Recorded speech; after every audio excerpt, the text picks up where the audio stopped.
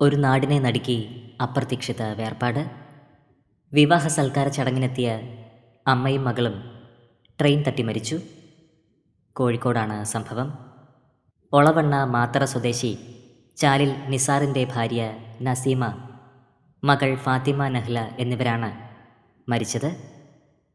22-ാം തീയതി വൈകുന്നേരമാണ് അപകടം സംഭവിച്ചത്. ഇരുവരും കുണ്ടായിത്തോട് കല്ലേരിപ്പാറയിൽ ഹംസക്കോയയുടെ മകൻ ഹാരിസിൻ്റെ വിവാഹ സൽക്കാര ചടങ്ങിൽ പങ്കെടുക്കാനെത്തിയതായിരുന്നു. റെയിൽപാളം മുറിച്ചു കടക്കവെയാണ് അപകടം സംഭവിച്ചത്.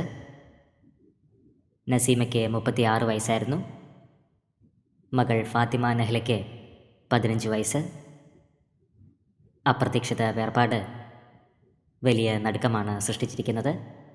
സോഷ്യൽ മീഡിയയിലൂടെ നിരവധി പേരാണ് പ്രണാമം അർപ്പിക്കുന്നത്. ആദരാഞ്ജലികൾ.